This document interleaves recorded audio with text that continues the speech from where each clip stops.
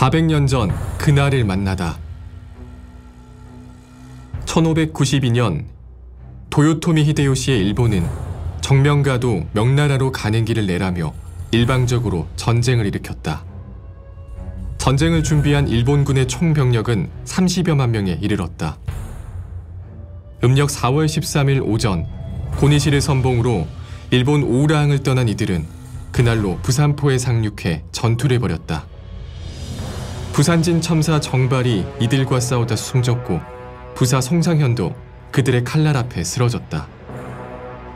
도요토미 히데요시의 야욕 아래 일제히 공격에 나선 일본군은 전쟁 준비가 되지 않았던 조선 관군을 무자비하게 도륙하며 진군했다. 며칠 사이 울산, 경주, 문경을 거쳐 충주까지 올라갔고 4월 29일 왕은 한양을 비우고 후퇴의 길에 올랐다. 고니시가 이끈 왜군이 5월 2일 한양에 들이닥치고 7일 경복궁이 전소됐다. 평양성을 거쳐 의주까지 피난길에 오른 선조는 명의 사신을 보내 구원을 요청했다. 파병을 두고 논란이 일었으나 명은 원병을 파견했다. 그렇게 임진왜란은 명을 치겠다는 왜와 전쟁 준비 없이 무방비였던 조선, 마지못해 구원병을 보낸 명, 삼국의 병사들이 한반도에서 피를 흘리며 조국과 가족을 위해 지도자의 어긋난 야욕의 희생양으로 쓰러져간 전쟁이었다. 파죽지세의 일본군 앞에 패전에 패전을 거듭하던 그해 10월, 진주성의 눈부신 승리는 조선군에게 전해진 소중하고 거대한 승전보였다. 경남일보가 2년에 걸쳐 기획한 진주성 대첩 다시 보는 그날과 진주성 2차 전투 그날을 기억하며가 유튜브 콘텐츠로 다시 태어났다. 생생한 그날의 이야기 속으로 지금 들어가 보자. 진주성 대첩. 임진왜란 3대 대첩 중에 하나다. 역사를 잊은 민족에게 미래는 없고 전쟁을 준비하는 국가만이 평화를 누릴 자격이 있다는 말로 화석화된 역사적 사건이 아닌 400년 전 선조들이 지켜낸 조국의 의미를 찾아간다. 1592년 10월 파죽지세로 한양, 평양성으로 치고 올라간 일본군은 전쟁의 장기화를 대비하고 안정적인 식량 대책을 위해 호남으로 눈을 돌렸다. 예나 지금이나 호남은 곡창지대로 명성이 높다. 일제강점기의 혹독한 수탈이 호남을 할퀴었던 것도 마찬가지 이유다. 부산에 상륙한 일본군은 곡창지대인 호남으로 향하기 위해 전략적 요충지 진주성을 겨냥했다. 무진주, 무호남. 진주가 없으면 호남도 없다. 이 한마디로 진주가 가지는 전략적 가치를 설명할 수 있다. 호남을 차지하기 위해 일본군은 그 길목에 버티고선 진주를 향해 2차례의 공격을 가했다. 1592년 1차 전투는 3,800여 명의 조선군이 장장 6일간에 걸쳐 일본군 3만 부대를 물리쳐 대승을 거뒀다. 이듬해 벌어진 2차 전투에서 일본군은 무려 10만의 대군을 동원했다. 장마까지 겹친 9일간 밤낮을 거듭한 전투 끝에 진주성은 결국 함락됐다. 하지만 진주성을 함락시킨 일본군도 엄청난 피해를 입고 호남 진출을 포기해야 했다. 1592년 10월 진주성 1차 전투는 폭풍우처럼 불어닥쳤다.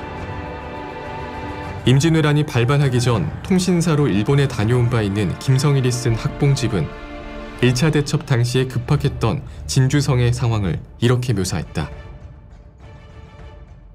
김해에 머물러 있던 적 3만여 명은 9월 24일 3군으로 나뉘어 노현의 군을 습격하고 27일에는 또 창원부를 침범하였사온데 병사가 2번이나 패해 전후에 죽은 자가 무려 1,400여 명이나 되었으므로 군사들은 기운을 잃었사오며 3인은 무너져 흩어졌사옵니다.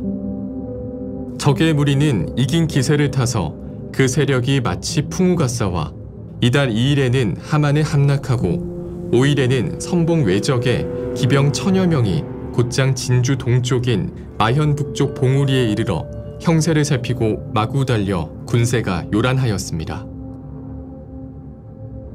대마도를 거쳐 음력 4월 13일 부산에 상륙한 일본군은 파죽지세로 진격을 거듭했다. 부산진 첨사 정발과 동래성 부사 송상현의 분전과 조선 최고의 명장 신립장군이 이끄는 조선군이 탕금대에서 배수의 진을 치고 싸웠지만 중과부적으로 패해 불과 20일 만에 서울이 적의 수중에 떨어졌다. 전쟁 준비가 전혀 없었던 조선은 조총으로 무장한 대군의 일본군에게 영토를 무참하게 정복당했다. 선조실록에는 나라가 태평한 지 200년이라 백성들은 전쟁이 무엇인지 몰랐다고 썼다.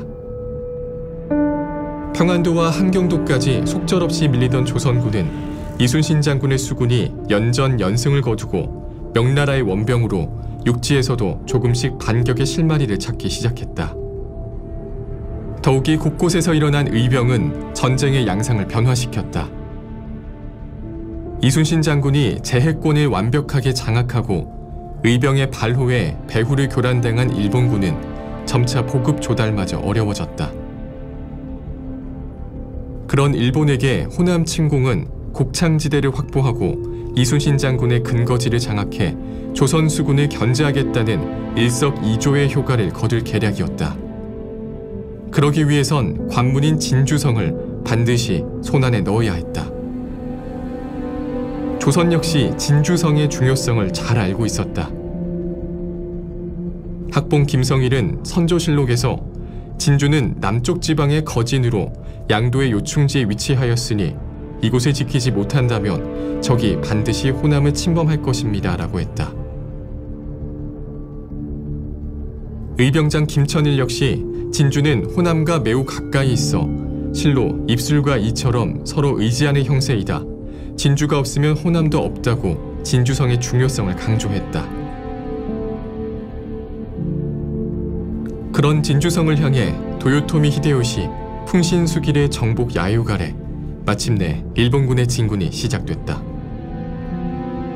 도요토미 휘하 장수들은 3만의 대군을 이끌고 진주성을 향했다. 이에 맞서는 진주성에는 목사 김시민과 불과 3,800여 명의 군사들이 성을 지키고 있을 뿐이었다. 호남의 관문 진주성에서 마주친 양국의 군사들. 조선의 운명을 가름할 진주성 대첩. 그 처절한 1차 전투는 이렇게 시작됐다.